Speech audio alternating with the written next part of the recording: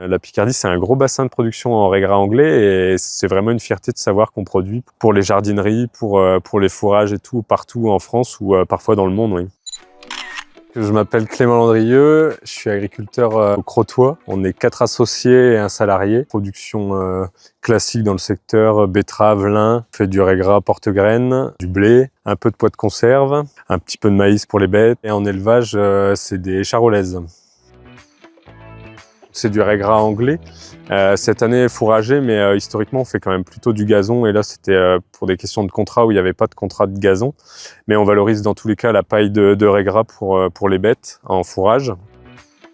Le raie gras, ça fait plus de 20 ans, voire plus de 30 ans qu'il y en a sur la ferme.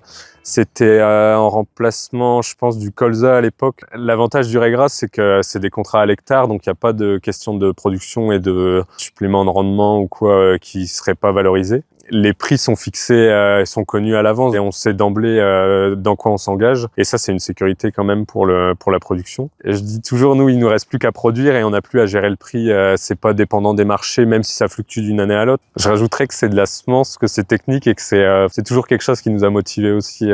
La technicité de la production, c'est le choix des parcelles parce que c'est des cultures exigeantes où il faut maîtriser le salissement pour avoir des lots propres pour la commercialisation derrière à l'usine. On est suivi par les techniciens et on a quand même un cadre sur ce qu'on a le droit de faire ou pas faire. Après, il y a une certaine liberté. C'est toujours l'agriculteur qui est maître chez lui, donc qui a sa façon de produire, mais c'est concerté quand même avec les techniciens pour savoir comment produire au mieux. Et après, c'est les règles de gestion en semences où il y a des problèmes de pollution, etc. dans certaines parcelles. Donc, on doit choisir les parcelles, les désherber au mieux et éviter tout problème pour que ce soit dans les standards de production de semences.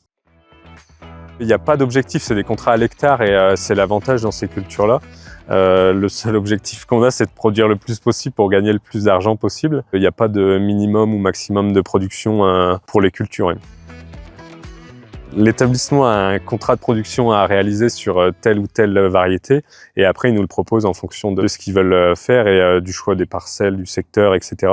C'est pas nous qui choisissons vraiment la variété, même si c'est concerté aussi avec les techniciens pour choisir. On fait du gazon historiquement, la variété Transat, on l'a fait pendant des années, ils n'avaient pas de contrat cette année, donc on n'a pas eu cette variété-là. En discutant avec SFP, c'est là qu'on a choisi la variété qui pouvait coller le mieux à nos critères sur la précocité et la production. L'exigence du cahier des charges, c'est surtout sur la propreté des parcelles. La problématique majeure, c'est les pollutions de l'eau avec des adventices indésirables comme le vulpin ou le raie gras sauvage.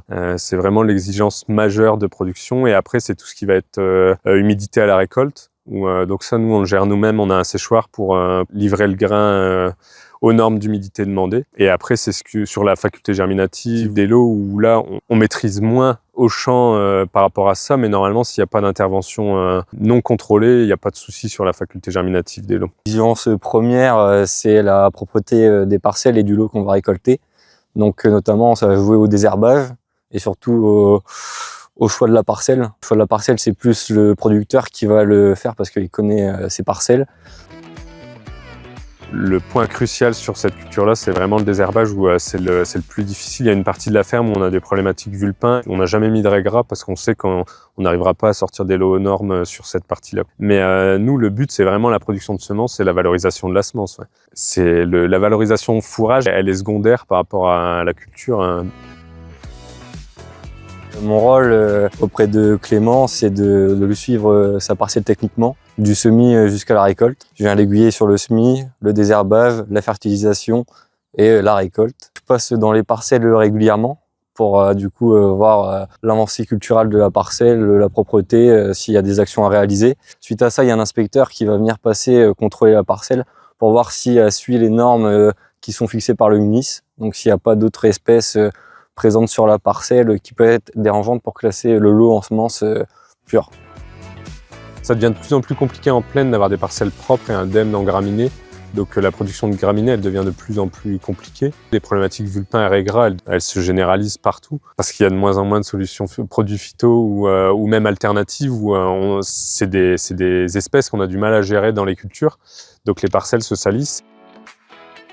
Donc oui, avec la FNAMS, donc la Fédération nationale des multiplicateurs de semences, et du coup SFP, on fait des essais chez des producteurs. Cette année, c'est des essais désherbage sur la veste et fertilisation sur du régras anglais. Donc chaque année, on essaye de chercher des nouvelles solutions pour pouvoir justement régler le problème des désherbages et aussi des charges en général. Les espèces qui sont aux essais, on les décide directement avec la FNAMS. Et il y a le pôle technique dans lequel Noriap est engagé et certains agriculteurs aussi et qui aident à ce choix aussi pour que les problématiques elles collent le plus possible avec ce qu'on peut retrouver dans le secteur. Nos cultures permettent aux producteurs et aux multiplicateurs de diversifier déjà leur exploitation avec d'autres cultures. Donc ça permet un peu de diversifier la rentrée d'argent, mais aussi après c'est un point de vue agronomique. On a des cultures comme la luzerne qui permettent d'assainir les parcelles lors du cycle de la culture. Donc sur 3-4 ans, on peut perdre une majorité des vulpins. Comparé à du blé, nos cultures sont concurrentes directement économiquement. Au niveau des marges, on est similaire, voire un peu plus haut. Ces cultures-là, elles ont vraiment leur place dans les assolements où ça permet de diversifier dans des terres plus difficiles où elles s'adaptent très bien. Et aussi en bonne terre, là on est sur une parcelle de bonne terre où on maximise le rendement et donc le revenu aussi. C'est une fierté de produire de la semence et de savoir qu'elle sert partout dans le monde. La Picardie, c'est un gros bassin de production en régras anglais et c'est vraiment une fierté de savoir qu'on produit pour les jardineries, pour les fourrages et tout, partout en France ou parfois dans le monde. Oui.